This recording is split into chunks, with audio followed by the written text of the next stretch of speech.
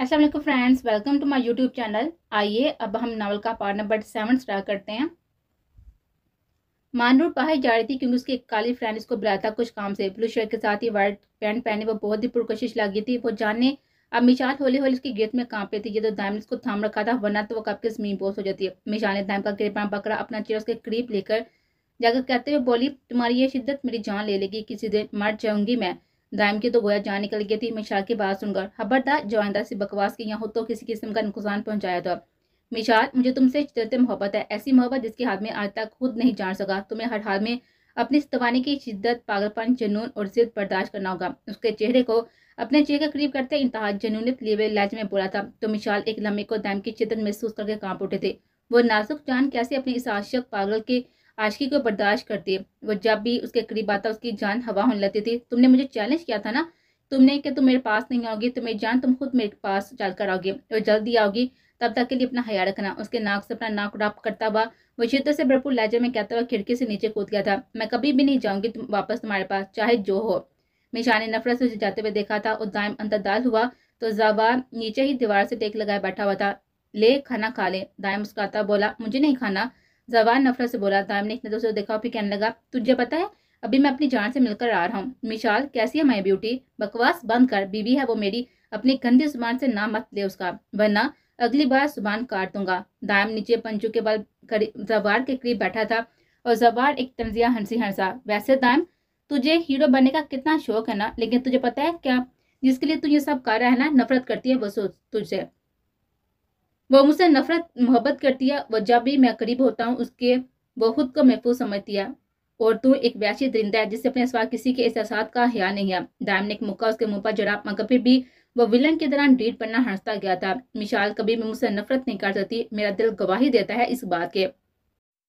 जावार मलक अवान, तू चाहे जितना मर्जी मुझे बदगुमान कर ले, मेरे सीने में मौजूद दिल सिर्फ मिशाल के लिए धड़कता है। मेरी रगों में खून के माने दौड़ती है वो। जैसे इंसान को जिंदा रहने के लिए सांस जरूरी होती है ना, वैसे ही वो मुझे जिंदा रहने के लिए मिशाल जरूरी है। लाल अंगारा होती हुई आंखों से दाइम ने कहा, तैयार है ना? कल तेरी आंखों के सामने मिशाल को अपने साथ लेकर जाऊंगा, खुद चलेगी वो मेरे साथ।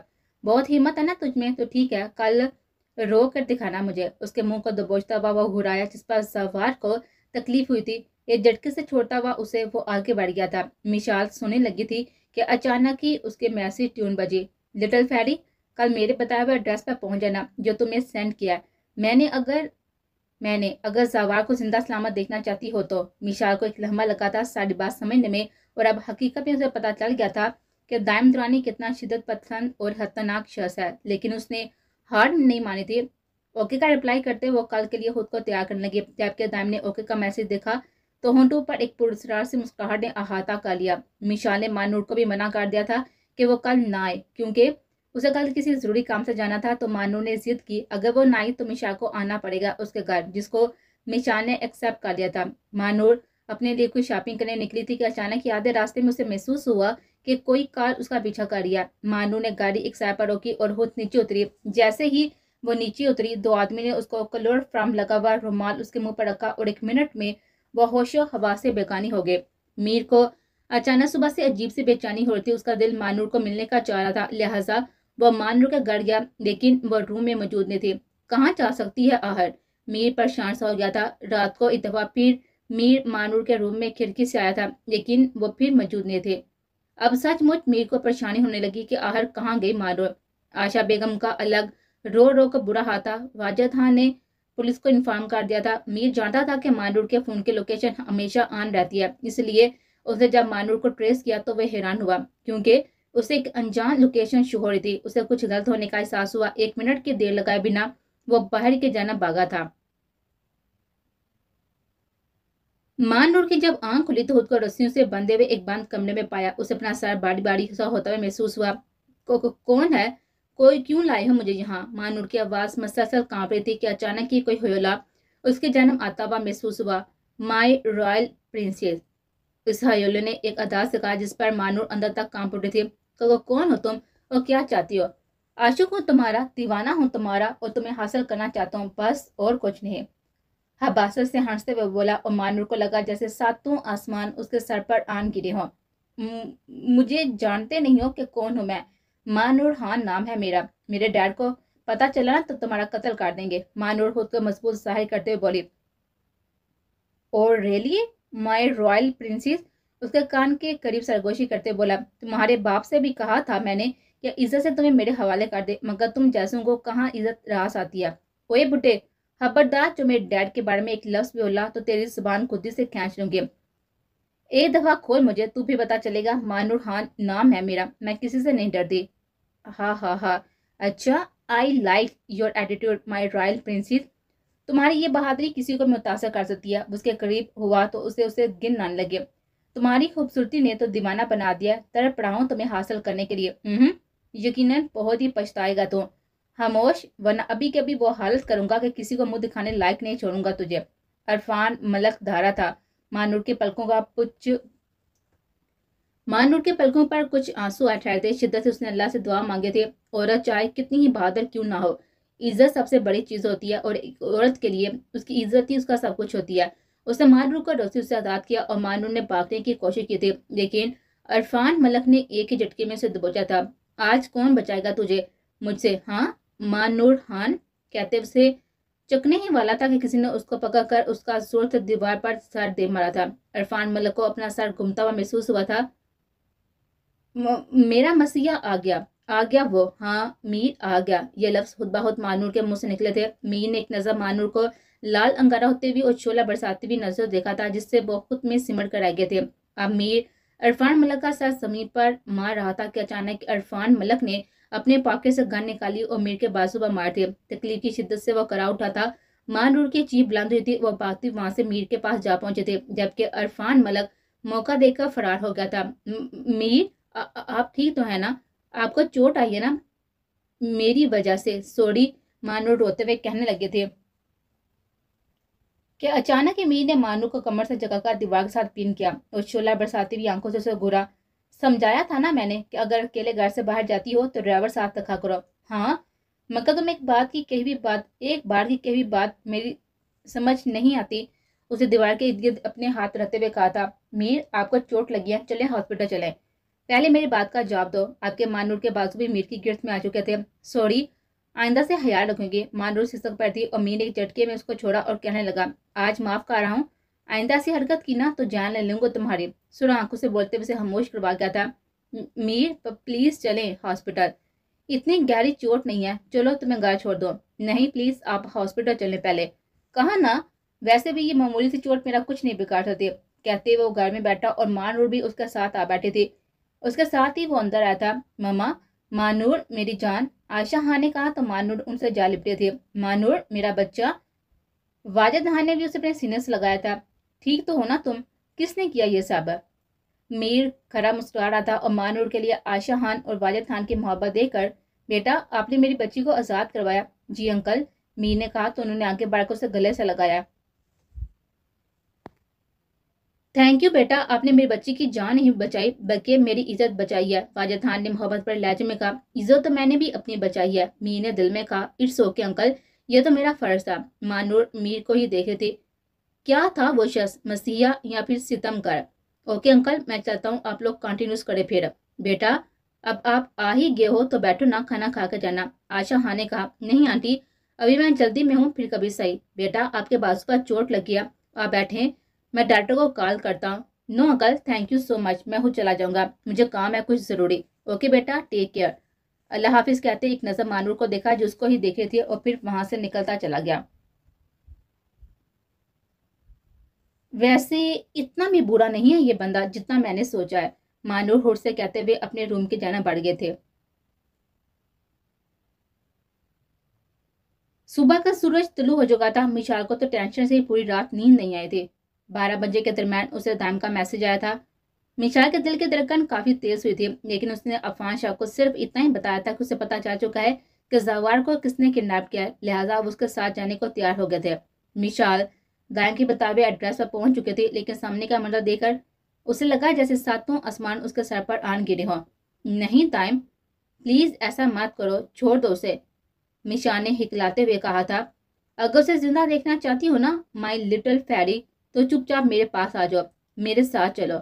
दायम, जिसने सवार के सर पर गन तान रखी थी, बोला। नहीं मिशाल बेटा, ये गलती मत करना, ये शख्स तुम्हें वर्गला रहा है, हम सवार को पुलिस की मदद से बचा लेंगे। अफाज जान के बोलने की देर थी कि एक फायर हुआ था। मिशाल की चीख बुलंद हुई थी, लेकिन सदा शुक्र वो फायर दाम ने महज हवा में किया था, यानी गन का रूह आसमान के जन्म था। तू अपना मुंह बंद रख, ऐसा ना हो कि अगली बार मेरी गन का निशाना तू हो। दाइम लाल अंगारा होती हुई आंखों से अफान शाह के जन्म देखा। तो प्लीज छोड़ दो दाइम जवार को। नो माई ब्यूटी, तुमने नहीं आना, ये वैशी दरिंदा है, नहीं छोड़ेगा तुम्हें ये। प्लीज मिशाल, तुम उसकी शर्त एक्सेप्ट मत करना। दाइम ने एक बार फिर से हाथ से जवार को काबू कर रखा था। अचानक उसके गले पर गिफ्ट तंग की, जिसे जवार का सांस उखड़ने लगा था। रस्सी जल गई मगर बल नहीं गया। दाइम ने तन से आगा था, लिटिल फेरी तुम्हारे पास 10 मिनट है, और 10 मिनट का मतलब 10 मिनट। दाइम ने मिशाल के जानब पुरइसान निगाहों से देखा था। And your time start now. 1 2 3, no no time please no. 4 5। Time रहम खाओ, प्लीज छोड़ दो उसे, तुम्हें जो चाहिए तुम ले लो। मिशाल ने रोते हुए कहा था, मुझे सुकून चाहिए, मतलब कि तुम, my little fairy. No please. 6 7। चाचू प्लीज दाइम को रोके ना, देखें वो क्या करने जा रहा है। अफान शाह तो खुद दाइम से इतना खौफजदा थे कि क्या कहते। अब वो वैसे भी दाइम की धमकी को वो कैसे नजरअंदाज कर देते थे। जानते थे कि दाइम दुरानी की धमकी महज धमकी नहीं होती। 8 9। उससे पहले कि दाइम फायर करता, मिशा बाग का दाइम के करीब आए थे। ओके चलूंगी मैं आपके साथ, प्लीज कान नीचे लाते और जवार को जाने दे। मिशा ने हक्का बक्का कामते हुए कहा था। तो दाइम के चेहरे पर एक खूबसूरत मुस्कुराहट ने अहाता किया। अच्छा जी, लो छोड़ दिया। दाइम ने शोर लहजे में कहते हुए झटके से जवार को छोड़ा। My beauty. जवार ने बेचकनी से मिशा के जन्म देखा। आई एम सॉरी जवार, चले जाओ प्लीज। कहा था ना कि तेरी आंखों के सामने अपनी जान को लेकर जाऊंगा और तू कुछ भी नहीं कर पाएगा। दाइम ने क्या लगाते हुए कहा था, जबकि जवार के डगे तन कर एक झटके में दाइम का गिरबान दबोचा। मैं नहीं छोड़ूंगा तुझे दाइम दुरानी, इस हरकत की बहुत ही बड़ी कीमत चुकानी पड़ेगी तुझे। ना ही तेरी इतनी हिम्मत है, ना ही तेरी इतनी औकात है कि तू दाइम दुरानी से पंगा ले। कहा था ना आपकी बार ये हरकत की तो हाथ तोड़ दूंगा, कहकर एक गोली सवार के हाथ पर मारती और मिशाल फटी निगाह से दाइम को देखती रही थी, जबकि सवार के हाथ से खून उबल उबल का बह रहा था। एक झटके में मिशाल का हाथ पकड़े वो इन दोनों की नजर से ओझल हो गया था। हेलो, हाँ अब मेरी बात सुनो ध्यान से। जी सर, आप हुक्म करें। एक शख्स है, उम्र तकरीबन 36 साल के दरमियान होगी। अरफान मलक नाम है उसका। पता चला कि ये शख्स कौन है और वाजिद खान से क्या चाहता है। और हाँ, एक और बात कि उसने मानूर खान को क्यों किडनैप किया। कल तक का टाइम है मेरे पास, तमाम डिटेल्स मुझे कल अपने टेबल पर चाहिए। Got it? Okay sir. Good, now focus on your work, कहकर कॉल काट दी गई थी मीर ने। नूर बेटा। अरे पापा, आप वहां पर क्यों खड़े हैं, अंदर आए ना। मानूर अब उठकर बैठ चुकी थी। कैसा है मेरा बच्चा? जी पापा अल्हम्दुलिल्लाह ठीक हूँ। अब आप बताएं कैसे हैं। हाँ बेटा बस ठीक ही हूँ। अच्छा नूर बेटा, ये बताओ कि तुम्हें किडनैप किसने किया था, उसका नाम याद है तुम्हें, कौन है वो? हाँ पापा, उसने एक मरतबा अपना नाम बोला था, इरफान मलक नाम था उसका। सुनकर बाजिद खान को अब हकीकी मन में परेशान हुए थे। पापा, वो आपके मतलब बहुत ही बकवास कहा था, लेकिन मैंने भी बहुत सब उसे बराबर का जवाब दिया। ये कौन है और क्यों मेरे पीछे पड़ा है? बेटा इरफान मलक एक अयाश परस्त गुंडा ही समझ लो उसे। बिजनेसमैन भी धोखे से बना है और हम में कुछ प्रॉब्लम्स है जिसकी वजह से उसने ये घटिया हरकत की। लेकिन तुम परेशान ना हो, मैं देख लूंगा और इंशाल्लाह वो जल्द ही जेल की सलाहों के पीछे होगा। जी पापा इंशाल्लाह। मानूर हल्का सा मुस्कुराती। ओके बेटा तुम रेस्ट करो, मैं चलता हूँ अब। ओके पापा। अब वाजिद खान सचमुच में परेशान होने लगा था मानूर के लिए। अब उन्हें जल्द अज जल्द कोई फैसला करना था, क्योंकि वो मानूर को किसी भी कीमत पर खोना नहीं चाहते थे। मानूर के सोचों का मरकज अक्सर मीर ही होता था। जाने क्यों उसका दिल अब उसके नाम सुनकर एक अजीब से ही अंदाज में धड़कता था। इतना तो अंदाजा हो गया था उसे कि मीर गलत नहीं है, लेकिन वो अपने जज्बात को फिलहाल कोई नाम नहीं दे पा रहे थे। वो खिड़की के सामने आकर खड़ी हुई कि उसे मीर अपनी तरफ आता हुआ दिखाई दिया था। ये यहाँ इस वक्त क्या कार्य है? वो जल्दी से खिड़की बंद करने लगी थी कि मीर ने अपना एक हाथ खिड़की में रख दिया था और अब मजे से मानूर की गैर होती हालत देखने लगा था। मानूर ने एक दफा फिर से खिड़की बंद करने की कोशिश की थी, लेकिन मीर आपकी बात कूद कर अंदर आ गया था। रूम तो ऑलरेडी लॉक था। मानूर का अब खिड़की को भी मीर लॉक करने लगा तो मानूर की जान हवा होने लगे थे। क्या कर रही हैं आप? वैसे ये हैरत अंगेज तब्दीली कैसी आई? मेरा मतलब है कि तुम आप पे कैसी आई? क्यों, इधर हजम नहीं हो रही क्या? और साथ ही मीर का क्या का बुलंद हुआ था, जिस पर मानूर ने उसके मुंह पर हाथ रखा था ताकि आवाज बाहर ना जाए। और मीर ने मानूर के वही हाथ की हथेली चूम ली थी जिससे मानूर पुत्र का पीछे हुए थे। उससे पहले कि मानूर मजीद दूर होती, मीर ने उसे अपनी जान खींचा था। छोड़े मुझे प्लीज, मानूर हिकलाए थी, कुछ आंसू उसकी पलकों से हटा रहे थे। जाने मीर, सॉरी, कल मैंने अपनी जान पर बहुत ही गुस्सा किया था ना। आई प्रॉमिस आइंदा कोशिश करूंगा कि नहीं करो, लेकिन तुम जानते हो ना कि मेरी मोहब्बत मामूली नहीं है, शिद्दत और जुनून से भरपूर है। बस मुझे इसलिए बर्दाश्त ही नहीं कि कोई तुम्हारी तरफ आंख भी उठाकर देखे, उससे पहले कि वो मैं आंखें ही निकालूंगा। एंड आई प्रॉमिस, वो जो कोई भी था जिसने तुम्हें छुआ था उसकी मौत इतनी बदतर होगी कि दुनिया के लिए इबरत का निशान बन जाएगी। मीर मानूर के चेहरे को अपने हाथों के प्याल में बढ़ता हुआ बोला तो मानूर मीर के लहजे में शिद्दत और जुनूनियत को महसूस करते हुए कांप उठे थे। मीर आप जाएं प्लीज, कोई आ जाएगा। ओहो, कौन? मेरे सास ससुर तो इतने अच्छे हैं ना, मुझसे पहली मुलाकात में मेरे गुरीदा हो गए हैं, लेकिन एक बेटी है जिसको किसी चीज का भी असर नहीं होता। मीर मुंह बसोड़ते हुए बोला था मानूर हंसी, और मीर तो गोया फिदा ही हो गया था उसकी हंसी पर। आज पहली मरतबा उसके सामने हंसी थी। मीर ने उस पर अपनी गिरफ्त मजीद मजबूत की तो मानूर की नजरें एहतियारी झुकी थी। मानूर, क्या ख्याल है? अंकल को बोलकर काली रुखसी ना करवा लो। मीर के कहने की देर थी कि मानूर का चेहरा गुलनार हो गया था। एक झटके में मीर से अलग हुई थी। मीर उसकी फुर्ती पर मुस्कुराया था। जाएं प्लीज, एक शर्त पर। पहले बोलो कि मुझे माफ कर दिया है तुमने कल के लिए। इट्स ओके, मुझे बुरा नहीं लगा था। मीर मुस्कुराया था। जाने ही लगा था कि मानूर के आवाज ने कदम रोक लिया। वह चलती उसके करीब आई थी। आपकी चोट कैसी है? ज्यादा पेन तो नहीं है? मानूर की फिक्र पर मीर मुस्कुराया और कहने लगा, तुमने पूछ लिया ना, अब ठीक है। उसका गाल थपथपाता हुआ खिड़की से कूद गया था और मानूर ने एक नजर उठाकर मीर को देखा जिसको मोहब्बत 5 नजर से नीचे खड़े हुए देख रहा था। मानूर मीर को देखकर मुस्कुराई जबकि मीर ने अपना एक हाथ दिल पर रखा था और मानूर आंख मारता हुआ उसकी नजर से ओझल हो गया था। वो मिशाल का हाथ पकड़ता हुआ घर के अंदर दाखिल हुआ था। मिशाल मसर से अपना हाथ उसकी गिरफ्त से आजाद करवाने की कोशिश में हलकान हो रही थी, लेकिन दाम की गिरफ्त मजबूत थी और अंदर रूम में लाकर उसने उसे छोड़ा था। मिशाल की आंखें पल में लाल हुई थी, कुछ रोने की वजह से और कुछ गुस्से की शिद्दत की वजह से। एक ही झटके में मिशाल ने दाम का गिरबान पकड़ा था।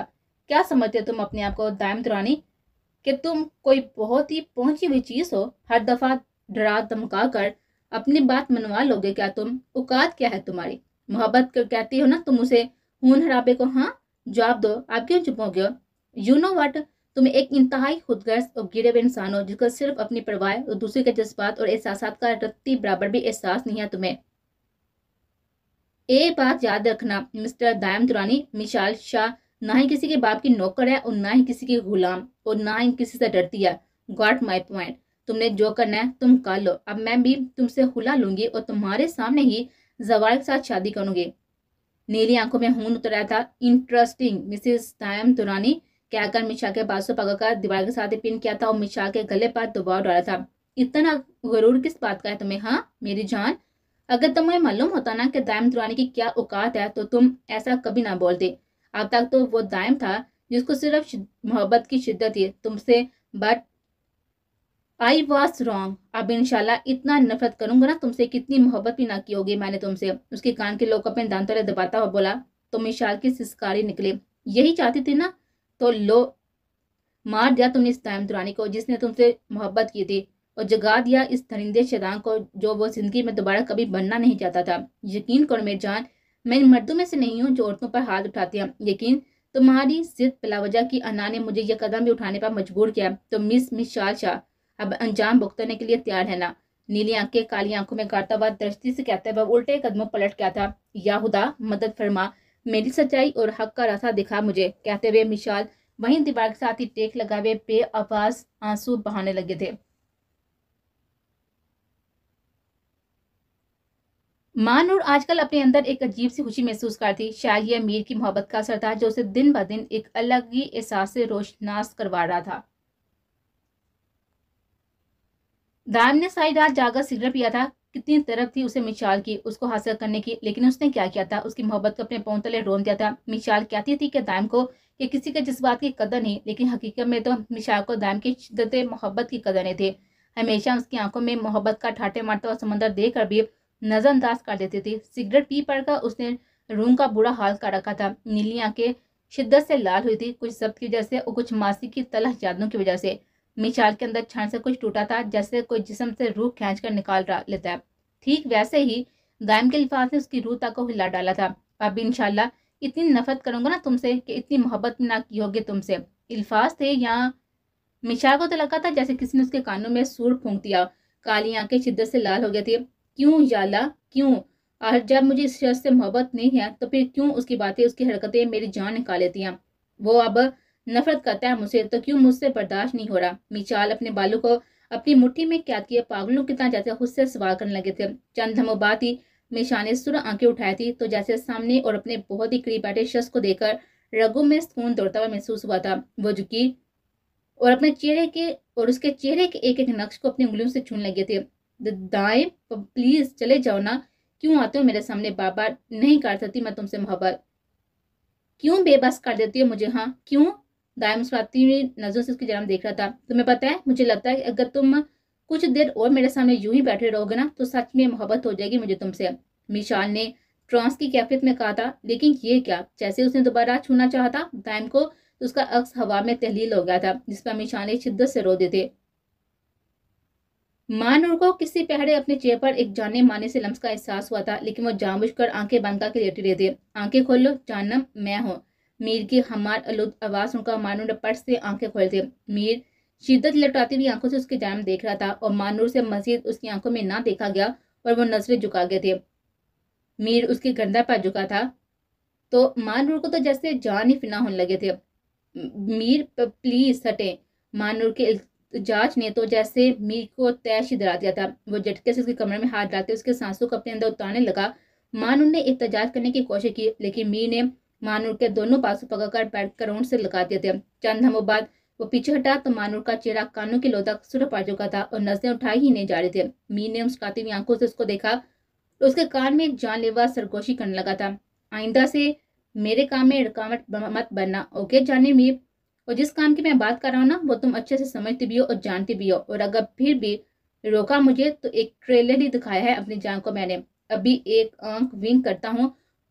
वो मानूर के गुलाब चेहरे को देखने लगा था और मानूर जो मेरी मीर की पहली हरकत पर लाट टमाटर हो दी उसकी इंतहाई बेबाक गुफ्तगू पर उसके सीने पर अपना चेहरा छुपा गई थी और मीर को मुस्कुराने पर मजबूर कर गए थे। मीर उसको मजीद तंग करने का इरादा तर्क करते हुए उठा और उसके माथे पर एक पूरी हिद्दत लम्स छोड़ता हुआ वहां से निकलता चला गया, जबकि मानूर को अपनी धड़कनों को संभालने में वक्त लगा था। वो कमरे में दाल हुआ।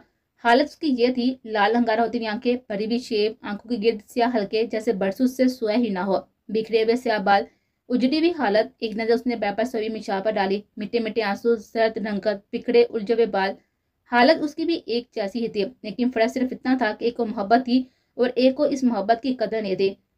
वो वही उसके करीब बैठ गया था। मालूम होता था रोते रोते वो सो गई है। बेसाता उसने अपनी उंगलियां उसके गाल पर फेरी जहां पर आंसू के मिटे मिटे निशान थे, साफ किए।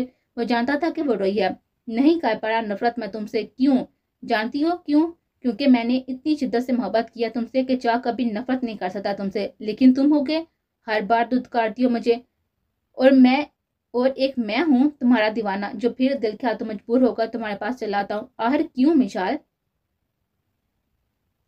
क्योंकि मैं मोहब्बत करता हूँ तुमसे। मैं हर हाथ पार कर दूंगा तुम्हें अपना बनाने के लिए। तुम्हें तुमसे छीन लूंगा। मिशाल जाग रही थी लेकिन सोती बन रही थी। शायद इतनी मोहब्बत हिम्मत ना थी कि वो दाइम का सामना कर सके।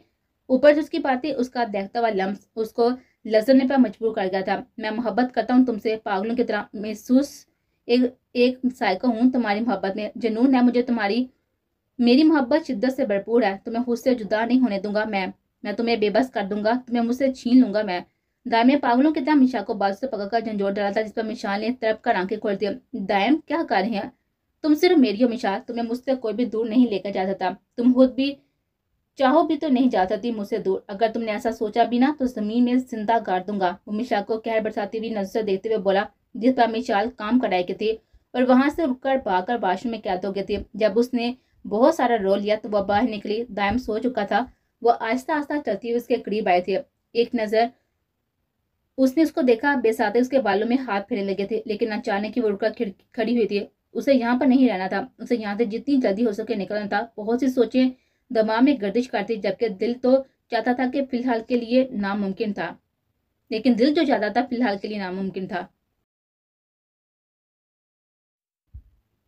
वाजिद खान ऑफिस से निकले थे कि उनकी कार खराब हो गई थी। ड्राइवर भी साथ ना था, ना कोई लिफ्ट मिल रही थी, ना ही नेटवर्क सिग्नल आ रहे थे। कार के कॉल करके ड्राइवर से दूसरी कार मंगवा लें। वो अभी खड़े ही थे कि मीर अपनी कार में आता हुआ दिखाई दिया। मीर ने वाजिद खान को देख लिया था और फौरन से कार उनके सामने रोकर खुद बाहर निकला।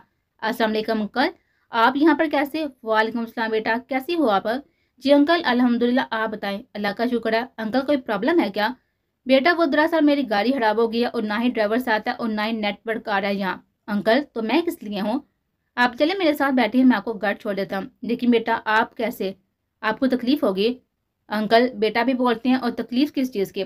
वाजिद खान ने मुश्किल निगाहों से मीर को देखा था और गाड़ी में बैठ गए थे। बेटा आपसे एक बात पूछूं? जी जी अंकल हुक्म करें। आपके मामा पापा नहीं है? Oh I am so sorry बेटा। No it's okay uncle. Uncle आपको कभी भी किसी किस्म की जरूरत हो ना तो ये आपका बेटा हाजिर है। जीते रहो मेरे बच्चे। वाजिद खान ने नम आंखों से मुस्कुराते हुए कहा था और वाजिद खान को घर ड्रॉप करके मीर जा ही रहा था, लेकिन वाजिद खान ने जबरदस्ती मीर को खाने पर रोक लिया। माँ नूर के तो तब से होश उड़े हुए थे और मीर को माँ नूर की ये हालत काफ़ी मज़ा दे रहे थे।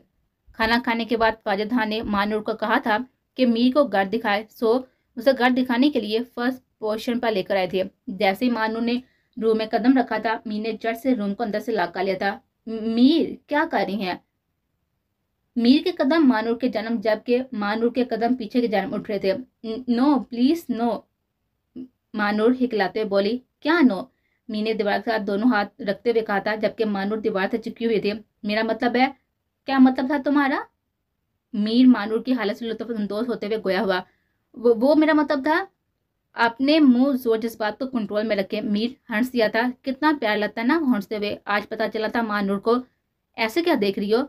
मीर शोह लहजे में गोया हुआ। नहीं तो ऐसा तो कुछ नहीं है। वो मैं आपको क्यों देखने लगी? हाँ आप क्या मेरे हीरो की तरह हैं? कहने की देर थी कि मीर ने मानू को कमर से जगड़ा था। उसकी सिसकारी निकली थी। तो क्या दिया तुमने? और हाँ कान खोल कर सुन लो, मिसिस मीर इस्लान बट तुम्हारा हीरो मैं था, हूँ और हमेशा रहूंगा। आइंदा के बाद तुम्हारे मुंह से किसी गैर मर्द का नाम ना सुनो। तुम सिर्फ मेरी हो। तुम्हारे वजूद पर, तुम्हारी रूह पर, तुम्हारी सांसों पर सिर्फ और सिर्फ मीर इस्लाम का हक है। समझ गई? मानू ने फौरन इस बात में सहला था। Good girl. आस्ते से छोड़कर वो बाहर निकल गया था, लेकिन मानूर को अब अपनी गलती का एहसास हुआ था। इतना तो वो जान चुकी थी कि मीर उससे शिद्दत मोहब्बत करता है, इसके लिए कितना पोजेसिव है। अपनी इस हरकत पर वो अब खुद को ही कोसने लगे थे। हाँ दाएं बोल जिगर। सुन, आज रात का प्लान डन है ना फिर? हाँ डन है। रात को 2 बजे मेरे बताए हुए एड्रेस पर आ जाना। बाकी प्लान पर अमल वहीं से स्टार्ट होगा। ओके अल्लाह हाफिज। मीर ने फोन बंद करते हुए कहा था। कैसा है जिगर? दाएं मीर के गले लगते हुए बोला था। अल्हम्दुलिल्लाह, तू बता कैसा है? अल्लाह का शुक्र। भाभी ठीक है? मीर ने पूछा। दाएं ने सर सीधा जवाब दिया। अच्छा सुन, प्लान तैयार है? हाँ सब रेडी है। चल ठीक है। दाएं जाने लगा तो मीर भी साथ चल दिया। नहीं मीर तू नहीं जाएगा। लेकिन दाइम तू जानता है ना कि वहां पर कितना हटता है। जानता हूँ, इसलिए तो तुझे नहीं लेकर जा रहा। मीर ये लड़ाई मेरी है, मुझे अकेले ही लड़ना है और तू अच्छी तरह से मुझे जानता है। दायम दुरानी डरने वालों में से नहीं है, डराने वालों में से है। मैं जानता हूँ मीर, उसके कंधे पर हाथ रखता हुआ बोला। दायम अंदर जाने लगा तो मीर ने आगे बढ़कर उसे गले लगा लिया। अपना हया रखना जिगर। दायम मुस्कुराया। और सुन, जब काम हो जाए सिग्नल दे देना मुझे। डन। दायम कहते हुए आगे की जाने बढ़ गया था। वो अड्डे पर पहुंच चुका था। वहां पर गुप अंधेरा छाया हुआ था। सामने 2 हट्टे-कट्टे आदमी खड़े थे। ब्लैक हुडी और ब्लैक की ड्रेस में वो आगे बढ़ा हुआ, चेहरा मास्क कर रखा था। कौन?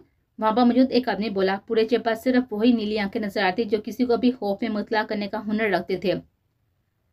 मैं पूछता हूँ कौन है वहां? तेरी मौत, कहकर वो आगे बढ़ा, उसकी गर्दन तोड़ दी। एक पूर्ण इस रात से मुस्कुराहट के साथ ही वो आगे बढ़ा और कुछ ही आगे बढ़ा था तो वहां पर मौजूद 2 और आदमी तेजी से उसकी जाने लग गए थे, लेकिन इन दोनों के हाथ पांव तोड़कर दाएं फिर से आगे बढ़ा था, हाथ में पकड़ी पेट्रोल की बोतल। वहां पर मौजूद सब ने ड्रेस पर छिड़के। वो दोनों आदमी खौफ के मारे कुछ बोल भी ना सके थे और फिर अपने पॉकेट से माचिस की तिली निकाली और इन तमाम ड्रेस को आग लगा दिया। जाने लगा जब ही वहां पर मौजूद एक शख्स ने कहा, हमारे मालिक को पता चला ना कि तूने ये हरकत किया तो वो नहीं छोड़ेंगे तुम्हें। दायम के चेहरे पर एक खूबसूरत सी मुस्कुराहट उभरी। उस बंदे के करीब ही नीचे जमीन पर बैठा कहने लगा, कह देना अपने मालिक को कि पॉइजन आया था। कहकर वो निकलता चला गया और वो लोग उसे जाता हुआ देखते रहे। काम हो गया। दाइम ने एक मैसेज मीर को किया था और मीर ने रीड किया और मुस्कुरा दिया था। वाजिद खान लॉन्च में बैठे हुए चाय पी रहे थे जब उनका सेल रिंग हुआ। उन्होंने नंबर देखे बिना कॉल रिसीव कर दिए। अस्सलाम वालेकुम वाजिद खान, एक भारी मर्दाना आवाज उसके कानों से टकराए थे। तुम? वाजिद खान गुस्से से बोले, हाँ मैं। इसलिए कॉल किया तुम्हें कि तुम चुपचाप अपनी बेटी का निकाह मेरे साथ कर दो, तुम्हारे लिए अच्छा होगा। वरना? वरना क्या? मैं हरगिज तुम जैसे नीच, घटिया और गंदे शख्स से अपनी फूल जैसी बेटी का निकाह नहीं करूंगा। हाँ हाँ हाँ, वाकई में?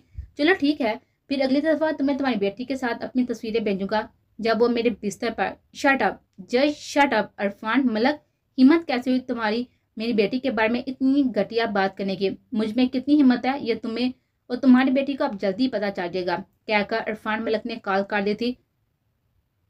वाजिद खान अपना सर पकड़े बैठ गए थे। उन्हें कुछ भी समझ नहीं आ रहा था कि वो क्या करें, कैसे मां नूर को इस दरिंदे के हाथों से बचाए। रात को दाम बाहर से ही खाना खा के आया था। मिशाल ने खाना नहीं खाया था और ये बात दाम जान रहा था, लिहाजा वो चुपचाप किचन में गया, पास्ता निकाला और फ्रिज से और चिकन निकाल कर बनाने लगा। मिशाल रूम में थी, जानती थी कि दाम आ गया, लेकिन फिर भी वो बाहर नहीं निकले थे। आधे घंटे में वो चिकन पास्ता तैयार करके रूम में लाया।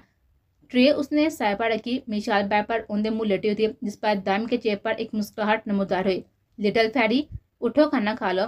मिशाल कुछ ना बोली। लिटिल फैरी उठो भी। मिशाल फिर भी डीट बनी रही। ओके, मुझे अपने मतलब से उठाना पड़ेगा। कहने की देर थी कि मिशाल यकदम सीधी हुई, सुर्ख होती हुई आंखें और गुलाबी होंठ जो कि दाम का इम्तिहान ले थे। खाना खाओ। नहीं, भूख नहीं है मुझे। ओके, अभी लग जाती है वो, कहकर उसके पास ही बैठा और एक चम्मच बनाकर उसके मुंह में डाले, जिसको खाने से मिशाल ने इनकार कर दिया था। कहा ना कि भूख नहीं है। मिशाल होंश अपनी जिद में बोली, मिशाल तुम जानती हो ना, अगर मैंने अपने तरीके से खिलाया तो अच्छा नहीं होगा, बल्कि भूख भी ज्यादा लगेगी। दाम ने मैंने हेजित लहजे में कहा तो मिशाल ने फौरन अपना मुंह खोला था। जब उसे वो सारा खिला चुका तो अंदर किचन में बर्तन रखने चला गया। यह मॉन्स्टर इतना मेहरबान क्यों हो रहा है मुझ पर? वो तो मुझसे नफरत का दावेदार था ना। अब फिर हो सकता है उसका कोई प्लान हो। नहीं मिशाल, बेवकूफ लड़की, तुम चौंकना रहना चाहिए हर टाइम। वो सोच रही थी जब दाम रूम में काफी के 2 मग उठाए हुए अंदर दाल हुआ। ये लो तुम्हारी काफी। दाम ने मिशाल को काफी पकड़ाई। मिशाल खिड़की के पास जाकर खड़ी हुई और घूंट घूंट पीने लगे। दायम ने एक नजर उसको देखा, फिर अपने किसी काम के सिलसिले में लैपटॉप पर मसरूफ हो गया। मिशाल काफी खत्म करके मग धोकर रूम में आई तो दायम बेड पर सीधा लेटा हुआ था। मिशाल ने अपना तकिया उठाया और सोफे पर जाने के लिए बढ़ गए। कहाँ जा रही हो? सोने। क्यों? यहाँ क्या मसला है? मिस्टर दायम, जिनसे नफरत की जाए ना, उनका ख्याल ना रखा जाता है और ना ही आप पाबंद होते हैं उनके सवालात के जवाब देने के लिए। So please. लेकिन तुम तो मेरी पाबंद हो ना, बीवी हो तुम मेरी। दायम बोला, नहीं, मैं आपकी कुछ नहीं लाती, कोई रिश्ता नहीं है हमारे दरमियान। जो है ना वो सिर्फ जबरदस्ती का है, जो कि जल्दी खत्म हो जाएगा। आखिरी जुमला मिशा ने आस्था से कहा था। मुबादा दाम सुन ना ले, अगर सुन लिया तो उसकी है नहीं। दाम ने गुस्से से मुठियां बेची, लेकिन खुद पर कंट्रोल करता हुआ वो गोया हुआ। चुपचाप अपनी जगह पर वापस आकर लेटा मिशाल। नहीं, मुझे नहीं आना, मुझे इधर ही ठीक हो। As you. Okay, as you wish my little fairy, कहकर वो उठा और मिशा को अपने बाहों में उठाया। क्या कर रही हैं दाम? ये आप नीचे उतारे मुझे। कहा था ना कि शराफत से आकर लेट जाओ, लेकिन हर वक्त झांसी की रानी बनी रहती हो, तब भुगतो। कहकर उसने मिशा को अपने पास से बैठ पर लेटाया और खुद भी उसके साथ ही आकर लेट गया। मिशा ने उठने की कोशिश की, लेकिन उसको अपनी जान में खींच कर उसके फरार होने की तमाम राहें मुस्तरद करके खुद आंखें मौत गया और मिशाल को बेसकून कर गया था। मॉन्स्टर कही के, याला अगर मैं इसके नीचे आ गई ना तो मैं नहीं बचूंगी जिस तरह ये सोता है। मिशा ने दाम को आरे तेज तरीके से सोते हुए देखा, कहा था, या अल्लाह मुझ पर रहम करना, इस मानस से मुझ जैसी लिटिल फैरी की हिफाजत करना। मिशा को लगा कि दाम सो गया, लेकिन उसको मिशा की बातों पर शदीद हंसी आई थी, लेकिन कंट्रोल कर गया। जब उसे महसूस हुआ कि मिशा सो गया है तो वो भी आराम से नींद की वादी में उतर गया था।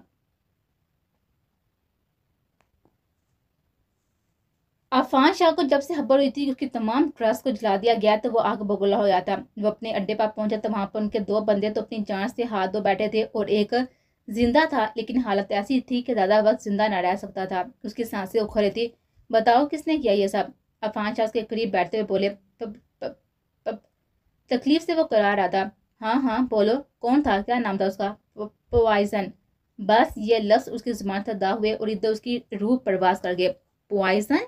ये कौन है? अब अफान शाह उलझ कर आ गए थे। वो अपनी कार में बैठने के बाद जब उन्हीं के सर पर रिंग हुआ। हेलो, कौन है भाई? क्या मसला है? अब तुमको आगे में अपने किसी मसले की वजह से बहुत ही परेशान हो? हाँ हाँ, एक बारी खूबसूरत सी गंभीर आवाज के कान में पकड़ी परी। कौन? दाम के चेहरे पर एक मुस्कुराहट उभरी। पॉइजन। कौन पॉइजन? मैं किसी पॉइजन को नहीं जानता। और तुमने मेरी ड्रग्स को क्यों चलाया? तुम्हारी किस्मत अच्छी है कि तुम हर बार अफवाह शाह से बच जाते हो, लेकिन अब नहीं बचोगे। तुम्हें क्या लगता है इतनी आसानी से पकड़ लोगे मुझे? अफाशा, तुम्हारी 7 नस्लें भी मुझ तक नहीं पहुंच सकती। और तुम्हें मैंने पहले ही वार्न किया था कि अपने तमाम काले धंधे बंद कर दो, लेकिन नहीं। सो अब इंजाम भुगत लो। जिस तरह तुमने मुझे तड़पाया था ना, मुझे मेरे अपनों से दूर किया था ना, ठीक इसी तरह अब तुम पल पल तड़पोगे, मौत मांगोगे, लेकिन वो भी इतनी आसानी से नहीं मिलेगी तुम्हें। मैं दुनिया के लिए तुम्हें इबरत का निशाना बना दूंगा। अपने अगले नुकसान के लिए तैयार है ना, डियर दुश्मन? कहकर दाम ने काल काट दी थी। अफान शाह पसीने आने लगे थे। यानी वो शख्स कोई मामूली नहीं था, उसे अफान शाह के तमाम राज पता थे। अफान शाह ने ड्राइवर को गाड़ी पुलिस स्टेशन मोड़ने को कहा था। मिशाल चुपचाप स्लीपर्स पंप में अरेस्ते हुए अपना मोबाइल उठाते हुए मेन गेट की जाना बढ़े। गार्ड भी फिल वक्त मौजूद ना था। ये मौका अच्छा था फरार होने का। अभी वो एक कदम बाहर रखती ही कि दाम की आवाज ने उसके कदम रोक लिए। Little ferry. इंतहाई गुस्सीली आवाज उसके कान से टकराई थी, पर लड़का देखने की हिम्मत ना थी मिशाल में। अगर तुम अपनी जगह से 1 इंच भी हिली ना, तो आई स्वे मैं खुद को भी शूट कर लूंगा और तुम्हें भी। वो उसके सामने आता हुआ ट्रैगर पर हाथ रखता हुआ बोला, और नीली लाल अंगारा होती हुई आंखें उसकी काली आंखों में गाड़ता हुआ बोला। मिशाल के पसीने छूट गए थे। वो नहीं, मैं भागने की कोशिश नहीं कर रही थी। मिशाल हिकलाते हुए बोली। खामोश। वो दायरा। आवाज ना आए तुम्हारी। उसका हाथ पकड़ता उसे अंदर ले जाने की कोशिश करने लगा। दाइम, बात तो सुने मेरी। चुप, बिल्कुल चुप। बहुत शौक है ना तुम्हें मुझसे दूर जाने का। मैंने पहले भी वार्न किया था, लेकिन नहीं। तुम्हें मेरी कही हुई बात का असर हो तब ना। अब भुगतो इस दाइम दुरानी को, जो वो दोबारा कभी नहीं बनना चाहता था। मिशाल के ऊपर के सांस ऊपर और नीचे की नीचे रह गए थे। दाइम ने उसका हाथ एक कमरे में लाकर छोड़ा। वो कमरा स्टोर रूम जैसा था, जहाँ पर जमाने की गिर थी। हर तरफ अंधेरा ही अंधेरा था। देखने में काफी खतरनाक और खौफनाक मालूम होता था। दाइम, ये तुम्हारी सजा। मिशाल का रूम रूम काम उठा था, क्योंकि वो पहले कभी ऐसे अंधेरे में अकेली नहीं रहे थे। नहीं, आप मजाक कर रही है ना? आप तो मोहब्बत करते हैं ना मुझसे, ऐसे नहीं कर सकते। प्लीज, तुम्हें ये सब करने पर मुझे मजबूर किया लिटिल फैरी, दाब ने पूरे अंदाज में कहा था, जबकि मिशाल की रीढ़ की हड्डी में सुनसुनाहट से दौड़ गए थे। मिशाल को आज वो ही दाइम लगा था जिसने उसे चैलेंज किया था। मिशाल को वहशत महसूस होने लगे थे। अभी मिशाल कुछ बोलती कि अचानक उसे अपने पांव पर एक चूहा नजर आया था। मिशाल की चीख बुलंदी थी। वो दाइम से लिपट गई थी। दाइम ने एक ही झटके में उसे खुद से दूर किया था। मेरे साथ रहने में मसला था ना तुम्हें, तो रहो अब इन चूहों के साथ, कहकर दाइम जाने लगा था कि मिशाल ने उसकी बाजू पकड़ ली। नहीं दाइम, आप ऐसा कैसे कर सकती हैं मेरे साथ? आप इतने जालिम कैसे हो सकती हैं? मिशाल ने उसके जन्म इल्तिजा बड़ी नजर देखते हुए कहा था। मैं हूं, कहा ना कि मत उलझो मुझसे, कहकर वो दरवाजे को बाहर से लॉक करते हुए आगे बढ़ गया था, जबकि मिशाल को एक कोने में बैठकर बेआवाज आंसू बहाने लगे थे। जब उसे अपने पांव पर किसी चीज के रेंगने का एहसास हुआ, देखा तो एक छोटे से सांप का बच्चा उसके पांव पर रेंग रहा था। और बस, मिशाल की बर्दाश्त इतनी थी। एक चीख के बाद उसे अपना ज़हन तारीकियों में डूबता हुआ महसूस हुआ था, और आहिस्ता आहिस्ता वो होश की दुनिया से बेगाना होते चले गए। दाएं को गए हुए 10 मिनट ही गुजरे थे कि मिशाल की अचानक चीख सुनकर वो तरफ उठा था और भागता हुआ स्टोर में पहुंचा था। देखा तो उसके औसान हता हो गए थे। मिशाल बेहोश थी। उसके इर्द गिर्द शाम का बच्चा मुटला रहा था, लेकिन सदा शुक्र सामने अभी काटा ना था। वह डर और खौफ की वजह से बेहोश हुई थी। दायम ने उसे फौरन से गोद में उठाया और बेडरूम में लेकर आया था। डॉक्टर ने मिशाल को स्ट्रेस न लेने की सख्ती से तलकीन की थी और नींद का इंजेक्शन भी दिया था, जिसके जरिए से वो सो रही थी। देखिए मिस्टर दुरानी, आपकी मिसेस काफ़ी वीक हैं और इन पर जहनी दबाव इतना ज़्यादा है कि उनका नर्वस ब्रेकडाउन भी हो सकता है, लेकिन अब वो ठीक है। उनका बहुत ही एहतियात की ज़रूरत है। उनका बहुत ख्याल रखें। अगर दोबारा उनके साथ ऐसा हुआ तो उनकी जान का भी खतरा हो सकता है। So be careful for the next time. Okay doctor, इंशाल्लाह पूरा ख्याल रखूंगा। ओके, अल्लाह हाफिज। डॉक्टर क्या कर चला गया था। दाइम वापस आया तो मिशाल होंठ सो रहे थे। दाइम वहीं उसके पास ही बैठ गया था। Sorry my little fairy, I know मैं बहुत ही बुरा हूं, तुम्हें हर्ट किया, पर क्या करूं, तुम्हारी दूरी बर्दाश्त नहीं है मुझे, मुझसे नहीं रह सकता तुम बिन। मैं काश कि तुम ये बात समझ लो। उसके माथे पर बल लम्स छोड़ता हुआ पीछे हुआ था। वो बैठकर उसको शिद्दत लुटाती हुई नजर देख रहा था कि अचानक मिशाल ने आंखें खोली। वो दाइम को अपने करीब बैठा देखकर उससे लिपट गई थी। आई एम सो सॉरी दाइम, मैं अब आपको बिल्कुल भी तंग नहीं करूंगी, आई प्रॉमिस। मिशाल रोते हुए बोली थी, मैं आपको छोड़कर भी नहीं जाऊंगी, आई प्रॉमिस। दायम के लबों पर इतनी संजीदा सूरत हाल में भी मुस्कुराहट बिखर गई थी। आप मुझसे ये प्रॉमिस करें कि आप मुझे दोबारा स्टोर रूम में लॉक नहीं करेंगे। मिशाल रोते हुए बोली, वहां पर वो बहुत मोटे और बड़े बड़े चूहे हैं, वो मुझे काट लेंगे ना, प्लीज ना दायम। दायम को डेरू शर्मिंदगी नान कह रहा था। उसे अपने गुस्से को काबू में रखना चाहिए था। इस मासूम को कितनी तकलीफ दी थी उसने, उसे खुद पर बहुत ही गुस्सा आया था। Okay okay my little fairy, अब नहीं रोना, दायम ने कहा। लेकिन मिशाल चुप ना हुई तो उसे मजबूरन थोड़े सख्त लहजे में बोलना पड़ा। कहा ना कि लिटिल फेरी के चुप हो जाओ वरना फिर लाख लगा आऊंगा। कहा ही था कि मिशाल ने दायम पर अपनी गिरफ्त मजबूत की थी, जिस वजह से दायम ने भी उसके अपने गिरफ्त अपना बाहों में असार में लिया था। कुछ देर बाद मिशाल को अपनी गलती का एहसास हुआ तो फौरन से उससे अलग हुए थे। भूख लगी है लिटिल फेरी को, दायम ने पूछा, जिस पर मिशाल ने नाम में साइड लाया। ऐसे कैसे नहीं लगी भूख, तुमने ब्रेकफास्ट किया, तुम यही वेट करो, मैं अभी आया। कुछ देर के बाद दायम हाथ में नाश्ते की ट्रे पकड़े हुए अंदर आया था। फ्रूट्स, ब्लैक कॉफी, चाय, एग्स, ब्रेड, सब कुछ मौजूद था। मैं इतना सब कैसे खाऊंगी दायम, मिशाल ने मासूम से पूछा। तो दायम उसकी बाप पर मुस्कुरा दिया, जिसकी वजह से उसका डिम्पल वाज़ेह और मिशाल से एक मरतबा फिर अपनी नजरें हटाना मुश्किल हो गया था। दायम ने मिशाल को फ्रूट्स खिलाए और कॉफ़ी पिलाई। उसके बाद उसको मेडिसिन देकर सुला दिया। मेडिसिन के जरिए से मिशाल फिर सो गई थी और दायम बाहर लॉन्च में बैठकर लैपटॉप पर अपना जरूरी काम निपटाने लगा था।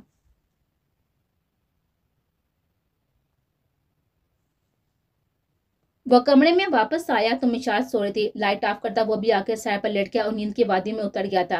सुबह जब मिशाल की आंख खोली तो दायम को सोता हुआ पाया। रात कैसे उसने उसका ख्याल रखा, ये सोचकर वो मुस्कुरा उठे थे। वो नहीं जानती थी कब उसकी मोहब्बत ने उसके दिल पर दस्तक दी और कब उसने उसकी मोहब्बत को अंदर आने की इजाजत दे दी थी। लेकिन मिशाल की जिद उसके ना उसको इस चीज का इतराफ करने से रोक रहे थे। जब उसे याद आता कि कैसे उसने उसको किडनैप करके उससे शादी की, वो लम्हे अजियतनाक होते। मोहब्बत कहीं दिल के किसी कोने में दब कर रह जाती है और नफरत सर उठा लेती। वो उठी, उठकर शावर लिया, उसके नाश्ता बनाने लगी। वो नाश्ता बना रही थी कि दायम उसके पीछे आ खड़ा हुआ और उसके कंधे पर अपनी थोड़ी रखी, जिससे मिशाल की सांस रुके। सांस लो लिटिल फेरी, वरना मैं खुद तुम्हारी सांस रोक दूंगा। फिर क्या, मिशाल ने फौरन सांस ली थी। वैसे तुम्हें किसने कहा कि तुम नाश्ता बनाओ, तुम्हारी तबीयत ठीक नहीं है, तुम्हें आराम करना चाहिए था ना। इट्स ओके, मैं ठीक हूँ। अच्छा ठीक हो तो हिकला क्यों रही हो, दाम ने शराब पड़े हुए लहजे में कहा था। उसके कान की लो को अपने दांतों से हल्का सा काटा। उसकी सिसकारी निकली, तुम्हें तो पसीना भी आ रहा है लिटिल फेरी। तो दाएं प्लीज। ओके ओके तुम नाश्ता बनाओ, मैं जाता हूँ, कहकर वो बाहर निकल गया। जबकि मिशाल दिल के धड़कनों को शुमार करते हुए उसके लिए नाश्ता बनाने लगे थे। पापा, आपने बुलाया, मानू ने डाइनिंग रूम में सुस्त रवि से चलती हुई आई थी, लेकिन अपने सामने ही बैठे मीर को देखकर उछले थे। आप यहाँ? हाँ बेटा, मैंने मीर बेटा को बुलाया, कुछ बात करनी है मुझे तुम दोनों से।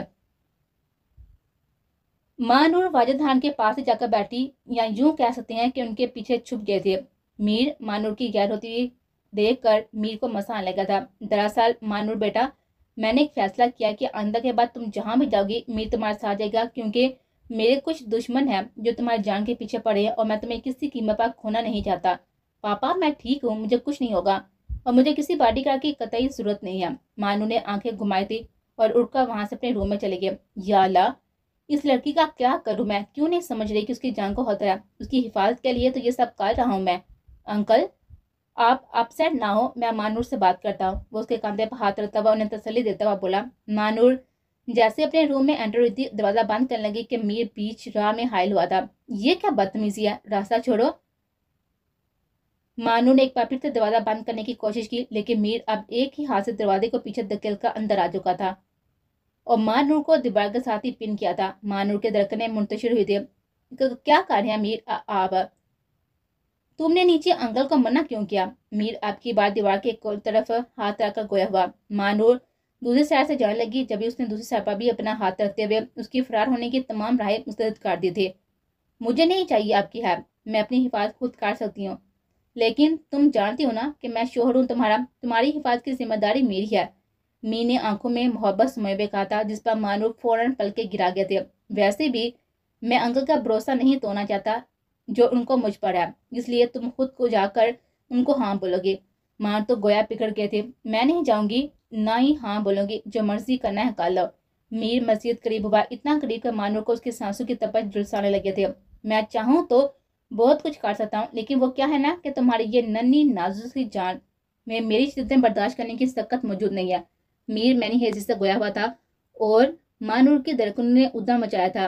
That's like a good girl. तो ठीक है, मैं पापा को बोल दूंगी। वो उसका गाल थपथपाता हुआ बाहर निकल गया था, जबकि मानूर काफी अपने बेकाबू होते हुए दिल पर हाथ तक उससे काबू करने लगे थे।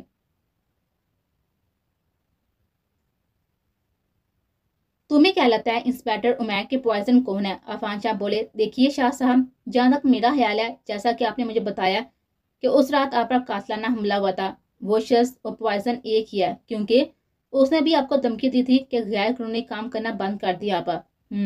ठीक कहा तुमने, लेकिन ये पॉइजन जो कोई भी है ना, इंतहाई खतरनाक शख्स है, हमें चौकना रहना पड़ेगा। ठीक कहा आपने शाह साहब। अच्छा सुनो, तुम्हारे पास इन लड़कियों के वारदात में से कोई FIR तो कटवाने नहीं आया? आए बहुत ज्यादा, लेकिन मैंने बाहर से वापस भेज दिया। हाँ हाँ हाँ, काफी समझदार हो गए हो, अफान शाह ने कहा। बस देख लें, आपकी सोहबत का असर है। वैसे शाह साहब, मुझे कुछ कहना था। हाँ कहो।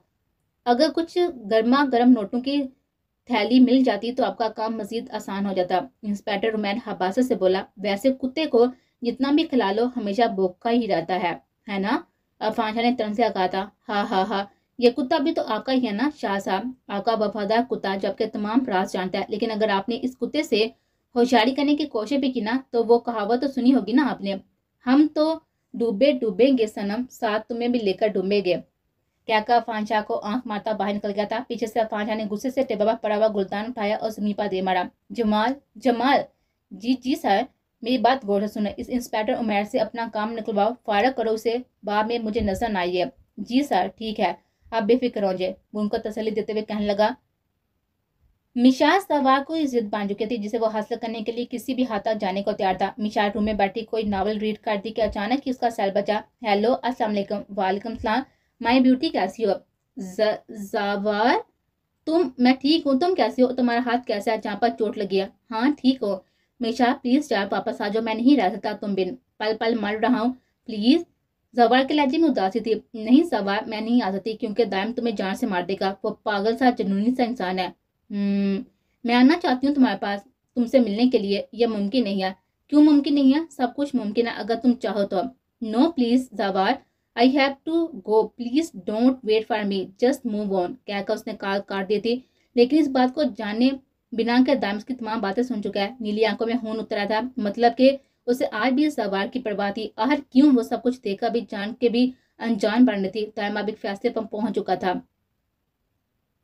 जवान ने भी ठान ली थी कि उसे क्या करना है, किसी तरह मिशा को हासिल करना है। लेकिन सब में वो मिशा को उसकी खुशी को फरमोश कर बैठा था। तुम्हें मेरा होना ही होगा मिशा शाह, चाहे फिर उसमें तुम्हारी मर्जी शामिल हो या ना हो। कहते वो नीम पागल होने लगा था। मानूर रात को सोई हुई थी कि अचानक ही उसके सर पर किसी के कान लगे। उसने मुद्दी मुद्दी आंखें खोलकर देखा। कौन है यार इस वक्त? क्या है जान? मानूर की आवाज पर से खुली थी। कौन? नहीं पहचाना मुझे? नहीं। खौफ और पसीने से उसकी हालत बुरी है। तुम्हारा आशिक, जो तुम्हारी कुर्बत के लिए तड़प रहा है। Just shut up. हिम्मत कैसे हुई तुम्हारी मुझसे इस तरह से बात करने की?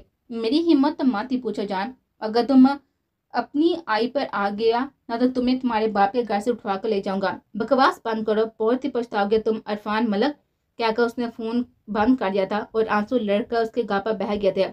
आज उसे शिद्दत से मीर की कमी महसूस हुई थी। उसने इरादा कर लिया था सुबह वाजिद खान को सब बता देगी। अब वो इस किस्से को खत्म करना चाहती थी, जो कि फिलहाल इतनी जल्दी मुमकिन ना था। रात को दायम रूम में आया तो मिशा यूं ही बैठी थी। दायम को मिशा पर बहुत ही गुस्सा था, लेकिन वो इस पर फिलहाल जाहिर नहीं करना चाहता था। दायम बेड पर आकर चुपचाप लेट गया था। मिशा को हैरत हुई कि आज उसने उससे कोई भी बात ना की। मिशाल दायम की आदत हो चुकी थी, उसे अब उसका दिल कर रहा था कि उससे कोई बात करे, लेकिन दायम चुपचाप दूसरी तरफ मुंह करके लेटा रहा। खरूस कहीं का, मिशाल बड़बड़ाई, लेकिन वो दायम दुरानी था, सुन चुका था उसकी बात, फिर भी खामोश रहा था। सुबह वो उठा तो उसके पास मौजूद नहीं थे। नाश्ता बना रही थी। वो शावर लेकर आया तो वो नाश्ता लगा चुकी थी टेबल पर। दायम ने चुपचाप खाया और बिना बात के निकल गया। मिशाल को हैरत हो रही कि उससे बात क्यों नहीं कर रहा। रोना भी आ रहा था। मानू ने सारी बात वाजिद खान को बताई और उन्होंने मीर को, जिसको सुनकर मीर की रगत तान गई थी, मूंछ छलती हुई नजरों से वाजिद खान के जाम देखा और कहने लगा, वाजिद खान, मीर की जुनूनी को देखकर खुद भी एक पल को हैरान रह गए थे। अंकल आप परेशान हो, बस मुझ पर भरोसा रखिए, बस आप देखते जाए कि मैं इस अफान मलक के साथ करता क्या हूँ। बेटा जीते रहो, कहकर वो वहां से अपने रूम में चले गए थे। मीर मानूर के रूम में दाखिल हुआ तो वो औंधे मुंह लेटे हुए थे। एक जस्ट में वाक़ई पड़ा, उसके बाद से पकड़कर झंझोरा, तुम्हें देखने, तुम्हें छूने, तुम्हें महसूस करने का हक सिर्फ और सिर्फ मीर असलान भट्ट को हासिल है। उसकी हिम्मत कैसे हुई इतनी घटिया बात करने की। मीर गुस्से में यह तक भूल गया था कि अफान मलक का गुस्सा वो मानूर पर निकाल बैठा है। शिद्दत गड़िया से शुरू होती हुई आंखें मानूर की जान निकाल रही थी। मीर छोड़े मुझे, दर्द हो रहा है प्लीज। मीर एकदम होश में आया और मानूर की बाजू को छोड़ा। आई एम सॉरी जाने मीर, पता नहीं इस साले इरफान मलक का गुस्सा तुम पर उतर गया। इट्स ओके मानूर बोले। मीर ने देखा तो मानूर की कलाई शुरू हो गई थी। उसने हाथ पकड़ा। ट्यूब कहाँ है? कौन सी ट्यूब? जो जहां पर लगाते हैं वो वाले। ओह फर्स्ट ड्रामे है। मीर फौरन जाकर वहां से ट्यूब निकाला है, आहिस्ता आहिस्ता लगाने लगा और मानूर इस सिस्टम कर को कभी समझ ही नहीं पा रही थी। जाम भी खुद देता है और महरम भी खुद ही रहता है, लेकिन अब इस शख्स के लिए उसका दिल धड़कता था। उसने कभी सोचा ना था कि जिस इंसान से वो शिद्दत से नफरत करती है उससे शिद्दत मोहब्बत कर बैठेगी। यह एहसास उसके लिए बहुत ही नया नया था। उसे अमीर का तंग करना अच्छा लगता था। उसने उसकी कलाई पर ट्यूब लगाकर वहां पर अपना शिद्दत भरा लम्स छोड़ा तो मानो खुद में सिमट गए। ये सॉरी जाने मीर, कोशिश करूंगा आपसे मेरी जान से तुम्हें कोई भी तकलीफ ना हो, और वैसे भी मुझसे लड़ती रहा करो। मेरी लड़ा का मैं इसी मानू पर तुम्हारे मिटाऊं जिसने मुझसे पहले दिन लड़ाई की थी। वही स्टाइल, वही ड्रॉप, वही बड़ी खूबसूरत बरौन आंखें जिनका मीर इस्लामाबाद दीवाना है, वही लंबी घनी जुल्फें जो मेरी जाए पनाया। मानूर हल्का सा मुस्कुरा दी। मीर के जान में जान आई थी क्योंकि उसे उदास नहीं दे सकता था, इसलिए उसे आंख मारता हुआ शर्माने पर मजबूर कर गया और खुद बाहर जाकर अपने एक बंदे को कॉल की कुछ जरूरी हदायत दी और अब उसका निशाना इरफान मलक था। मिशाल अपने रूम में आई तो बेड पर एक बॉक्स रखा था। उसके ऊपर लगे हुए नोट पैड के ऊपर लिखा था ओपन इट। मिशाल ने धड़कते दिल से वो खोला तो इस बॉक्स में एक लाल रंग की साड़ी मौजूद थी। मिशाल अभी देख रही थी, अचानक उसके सेल टून बजे। चुपचाप इस साड़ी को पहनकर तैयार हो जाना और कोई सवाल नहीं करना। लहजा साफ धमकी देने वाला था। दायम का टैक्स देकर मिशाल घबरा गई। उसे समझ में नहीं आया था कि उसने ऐसा क्यों कहा, लेकिन फिर उसकी बात को वो टाल नहीं सकती थी। जानती थी अगर ना पहनी तो क्या करेगा वो, लिहाजा उसने साड़ी पहन ली। साथ ही उसकी मैचिंग की हील्स और ज्वेलरी भी। लाइट सा मेकअप किए वो अब किसी के भी होश ठिकाने लगाने को का इरादा रखते थे। दायम कमरे में आया तो उससे ठटक कर रुका। इतना हुस्न और मुसम्मत उसने अपनी जिंदगी में पहली बार देखा था, लेकिन खुद को कंपोज करते हुए आगे बढ़ा और कहने लगा चलो हम एक फ्रेंड की एंगेजमेंट पार्टी में जाना है। तो मिशाले महज सर को हाँ में हिलाया और चलने ही लगी थी कि अचानक ही उसका पाँव मुड़ा। उससे पहले कि वो गिरती दायम ने उसको थाम लिया। तुम्हें जब पता है कि तुम हाई हील्स पर नहीं चल सकती तो ये पहनती क्यों हो? मिशा को गुस्सा आ गया था। ये तो उसके कहने पर इतनी तैयार हुई, बजाय तारीफ करने के ऊपर से डांट दिया। मैं ठीक हूँ, वैसे भी मुझे हाई हील्स पसंद है, सो मैं यही पहनूंगी। ये कहकर वो आगे बढ़ी थी कि जब अब की बार साड़ी का पल्लू उसके पाँव में आया। एक दफा फिर से गिरती उससे पहले दाम ने दोबारा से थाम लिया। यार क्यों? अपनी नन्ही से जहाँ पर जुल्म कर रही हो, प्लीज उतार दो इनको। नहीं मैं ठीक हूँ, चल लूंगी ऐसे ही। एक लम्हे के लिए मिशाल ने दाम की तरफ देखा था। उसकी लो देती नजरों की ताप ना लाते हुए सर को फिर से झुका गए थे। दायम मजीद झुका, उसकी नोज पिन पर अपने लब रखे थे कि वह करंट खाकर पीछे हुई। दायम उसकी हरकत पर मुस्कुराए बिना न रह सका। वैसे अगर तुमने इन्हीं हाई हील्स पर चलना है तो मेरे करीब ही रहना, ताकि तुम जब भी गिरो मैं तुम्हें थाम लो। दायम ने शरारत बड़े बिलाचे में कहा तो मिशाल शर्मिंदा होगी। उससे पहले कि वो बाहर जाती दायम उसका हाथ पकड़कर उसे अपने साथ ही लेकर जाने लगा था। पार्टी में पहुंचने के बाद जब सब स्टाइश ने उसे उस जोड़े को देख रहे थे, जबकि कुछ लड़कियां तो बकायदा जल उठी थी मिशाल को दायम के साथ देखकर। वो दिल धड़काने तक का हुस्न अपने पास महफूज होता था। जब भी तो आज लड़कियां अपनी किस्मत को कोस रही थी। अस्सलाम वालेकुम आपी। दायम ने वहां पर मौजूद अपने दोस्त अरहम की बड़ी बहन को सलाम किया था। वालेकुम सलाम दायम, अरे आओ आओ, मैं और अरहम कब से तुम्हारा वेट कर रहे थे। और वह कुछ कहने लगी थी कि अचानक नजर मिशाल की जाने मुड़ी तो उनके मुंह से बेसाता माशाल्लाह निकला। दायम ये छोटी सी परी मिशाल है ना, तुम्हारी वाइफ?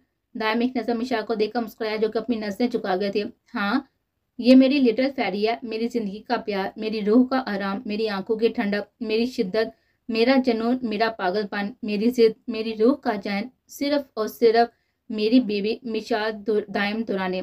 आज मिशाल का दायम का सबको कहना बुरा नहीं लगा था। आज उसके चेहरे पर एक हल्की सी मुस्कान थी। ना जाने क्यों ये सब अल्फाज सुनकर उसको अपनी रूह में सुकून तवा महसूस हुआ था। माशाल्लाह माशाल्लाह, ये बहुत ही खूबसूरत है, कितनी प्यारी है ना ये।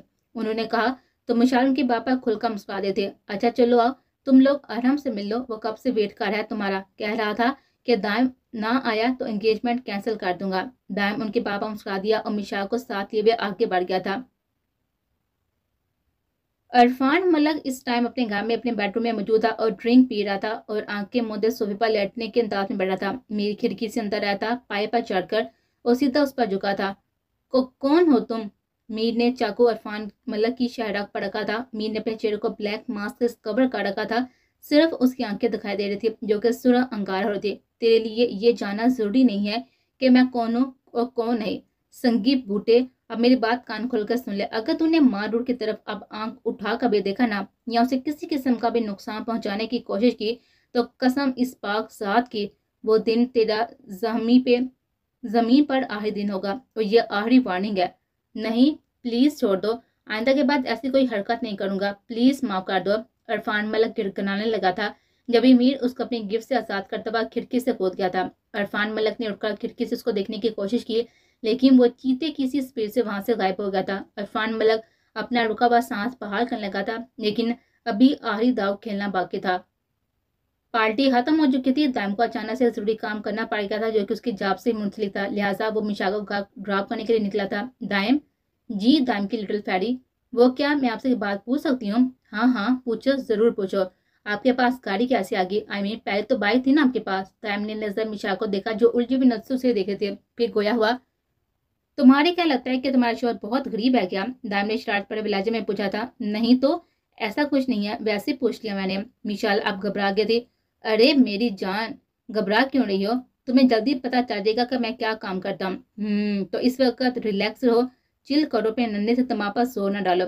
नन्हे से कहने पर मिशा ने से गुरु का देखा तो बेसाता ही दाइम का क्या बुलंद हुआ था और साथ ही मिशा की हल्की सी मुस्कुराहट भी शामिल थी। लेकिन ये मुस्कुराहट, ये हंसी कुछ ही पल की थी। वो दोनों आने वाले तूफान से अनजान थे। मी ने वाजिद खान को सब बताया कि कैसे उसने इरफान मलक को हैंडल किया। उम्मीद है अब वह कोई भी ऐसी गुहानी हरकत नहीं करेगा, लेकिन खतरा फिलहाल पूरी तरह से टला नहीं था। सो मीर को अभी मानूर का ख्याल रखना होगा, ऐसा कहना वाजिद खान का था। मीर मानूर से मिलने ऊपर उसके रूम में आया तो मानूर शावर ले रही थी, लिहाजा वह वहीं पर बैठकर उसके बाहर आने का वेट करने लगा। वो शावल लेकर बाहर आई थी, अपने ध्यान में मगन थी। मी को नहीं देखा था, लेकिन मी ने जब देखा तो पलक झपकाना ही भूल गया था। वो हुसन की देवी थी, ऊपर से उसके गिले बाल और नो हेज हुसन। वो बेहोश सा और बेचैन सा उसके करीब चलाया, जबकि मानूर अपने पीछे खड़े हुए मीर को देखकर चौंके थे। आप यहाँ? हाँ, मैं क्यों नहीं आ सकता क्या? नहीं तो, मैंने ऐसा कब कहा? वो स्काई ब्लू कलर की लंबी सी शर्ट पहने, साथ ही व्हाइट लैकी पहने में सीधा उसके दिल में उतर रहे थे। बैठो जहाँ। मीर ने मानूर को बैठ पर बैठने का कहा था। मानूर, मुझे कुछ बताना है तुम्हें। जी बोले। मानूर ने कहा। अब तुम्हें इरफान मलक से परेशान नहीं करेगा, लेकिन अगर फिर भी कोई ऐसी घटिया हरकत करने की कोशिश की उसने, तो मुझे बस एक कॉल कर देना, ओके? वह मोहब्बत बड़ी निकाह उसको देते हुए बोला था, जिस पर मानूर पलके गिरा गए थे और हाँ में सर हिला दिया था। Good girl. मीर ने मुस्कुराते हुए उसके माथे पर अपना लम्ब छोड़ा तो वह लजर कराए गए थे। मीर उठकर जाने लगा था कि मानूर से रोक लिया। मीर, क्या एक बात पूछूं आपसे? हाँ जाने मीर, एक नहीं दो पूछो। मीर, मेरी बेस्ट फ्रेंड मिशा का पता है कहाँ है? वो एक बार फिर से गायब हो गई है, या यूं कह लें कि किडनैप्ड हो गई है। मानूर मिशाल जहाँ के भी होगी सेव ही होगी, उसकी टेंशन तुम ना लो, ओके? ओके। मिशाल मुस्कुराकर बोली, जबकि मीर मुस्कुराता हुआ बाहर निकल गया था और मीर ने बाहर आकर एक लंबी गहरी सांस ली, क्योंकि वो जानता था कि जब मानूर को पता चलेगा कि उसे पता था कि मिशाल कहाँ है तो उससे बहुत ही नाराज होगी। लेकिन मीर की मजबूरी थी, वो फिलहाल दाइम और मिशा के बारे में से कुछ नहीं बता सकता था, क्योंकि सबसे पहले अफवान शाह का गुमनामा चेहरा मिशा के सामने आना बहुत जरूरी था। मिशा की सेफ्टी जरूरी थी और न जाने इस सब में कितना वक्त लगना बाकी था। दाएं वापस कार जाने के काम में बैठा ही था कि उसकी मैसेज ट्यून बजी। ओपन किया तो सवार की जानब से कुछ पिक्स भेजी गई थी। देखकर दाएं आग बगला हो गया था। उसका बस नहीं चलता कि सवार की जान ले ले, लेकिन गुस्सा तो आज उसे मिशाल पर भी हद दर्जे आ रहा था। दरअसल वो पिक्स कुछ नासेबा थी जिसमें मिशाल और सवार एक साथ है, लेकिन यहाँ दाइम एक बात भूल गया था कि आजकल तो एडिटिंग के जरिए और मुख्तलिफ ऐप्स के जरिए कुछ भी मुमकिन है। सो इस बात को यकसन अंदाज कर बैठा, जबकि जवार मलक अवान पहला पता फेंक चुका था। अब पाएगा कहानी में ट्विस्ट। अब तुम गुस्से में आकर मिशाल को तलाक दे देगा और मिशाल हमेशा हमेशा के लिए मेरी यानी कि सवार मलिक अवान की हो जाएगी। मैंने कहा था ना तुमसे दायम दुरानी के मुझसे पंगा मत लो, लेकिन नहीं, तुम्हें तो कुछ महान करना था ना, कुछ सबसे बड़ा जिससे तुम मिशाल का दिल जीत सको, उसको पा सको, उसे हासिल कर सको। लेकिन वो मेरे जीते जी तो मुमकिन नहीं ना। अब मुझसे उलझने का अंजाम देख लो। सफाके से कहते वो क्या लगा गया था। दायम आंधाधुंध घर आया था। आते साथ ही मिशाल के तलाश में इधर उधर निगाहें दुराई, लेकिन वो उसको नजर न आई। थोड़ी देर के लिए वो वॉशरूम से बाहर निकली थी। चेहरा धुला हुआ था और ज्वेलरी भी उतार दी थी, सिर्फ साड़ी पहन रखे थे। दायम आहिस्ता सा चलता उसके करीब आ गया था और फोन उसके सामने किया। क्या है ये? क्या मतलब दायम? मतलब ये पिक्स कब की हैं और क्यों? इस तरह की बेहुदा तस्वीर बनाई तुमने इस कमीने सवार के साथ? नहीं दायम, आपको गलत फहमी। चुप, बिल्कुल चुप। दायम डरा था। मिशाल उसकी आवाज पर सहम कर आ गए थे। बहुत शौक ना तुम्हें दूसरे मर्दों के सामने अपने जिस्म की रानाइयां जाहिर करवाने का, तो ठीक है, आओ आज अपने महन के सामने में ये सब करो। दायम क्या कर रही हैं आप? वही जो तुमने सुना जाना। मिशाल अंदर तक लजर कर आई गई थी, आंखों से आंसू होंस चाहे थे। एक ही झटके में उसे बाजू से दबोचता हुआ मिरर के सामने लाया और उसकी आंखों में देखा, जो रोने की शिद्दत गिरियां से सुर हो चुके थे। उसने सामने रखे हुए ड्रेसिंग टेबल से रेड कलर की लिपस्टिक उठाई थी। मिशाल का रोम रोम काम रुका रहा था। अब उसके साथ क्या करने वाला था? लिपस्टिक उठाकर उसने बहुत ही नरमी से मिशाल के होंठों पर लगाया। मिशाल हैरत ज़दा था उसको देखने लगी, लेकिन अचानक ही वो गोया हुआ। बहुत शौक है ना तुम्हें इस सवार को लुभाने का, उसके साथ घूमने फिरने का? और मेरे यानी कि अपने महल के करीब आने से तुम्हारी सांसें रुकने लगती है, हाँ ना? जवाब दो मुझे। वो दारा था और मिशाल अपनी जगह पर काम कराए गए थे। वह मजीद करीब हुआ। जानती हो तुम किसी को भी बेकार सकती हो, इतना हुस्न है तुम्हें। देखो ना, मुझ जैसे बंदे को तुमने अपना दीवाना बना लिया, जो दिन रात कुत्तों की तरह तुम्हारे आगे पीछे घूमता है, लेकिन तुम्हें तो परवाह ही नहीं है। मिशाल अब बाकायदा रो रही थी। नहीं, ऐसी बात नहीं है दायम, खामोश। बहुत सह लिया है मैंने मिशाल शाह, कहकर उसने उसके होंठों के जन्म देखा जो कि रेड कलर की लिपस्टिक से रंगे थे। बेसाता वो आगे बढ़ा और कहने लगा, तुम्हें क्या लगता है कि तुम हुस्न की देवी, हमेशा मुझ पर तुम्हारा जादू चलेगा? हाँ, अरे तुम जैसी लड़कियां आगे पीछे फिरती हैं मेरी, लेकिन मुझ बेवकूफ इंसान को देखो, मैं तुम्हारे पीछे पागल हूँ, लेकिन अब नहीं, बस बहुत हो गया। कहा था ना कि मत मजबूर करो मुझे जैसे इंसान से हिमान बने पा। दायम की बातें सुनकर मिशाल के हाथ पांव फूल गए थे। वो आगे बढ़ा और बेदर्दी से उसकी लिपस्टिक को अपने हाथ के अंगूठे से मसल डाला, उसे बेड पर दिखा दिया और खुद उस पर झुका। नहीं दायम, प्लीज तुम नहीं, आपको अल्लाह उसके रसूल का वास्ता ऐसा ना करे। क्यों ना करूं?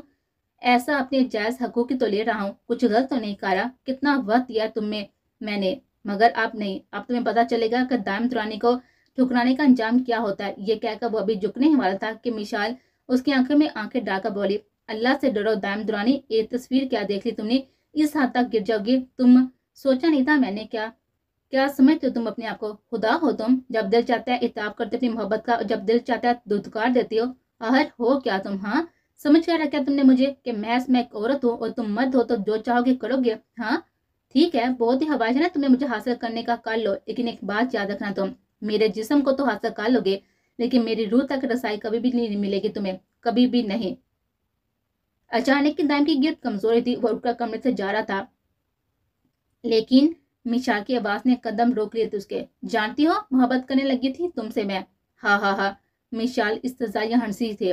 दायम के दिल ने एक बीट मिस की थी, लेकिन इस मोहब्बत को जन्म लेने से पहले तुमने उसे मार दिया दायम दुरानी। तुमने आज साबित कर दिया तुम मिशाल शाह की मोहब्बत तो क्या, उसके नफरत के भी लायक नहीं हो। आज से अभी से मेरा तुम्हारा एक रिश्ता है, और वो शदीद नफरत का। दायम के अंदर क्षण से कुछ टूटा था, लेकिन मेरे दामन पर लगाए गए इल्जाम को, इस फैसले को मैंने अल्लाह के सुपुर्द किया है। वो याद रखना, उसका इंसाफ बहुत सहद है।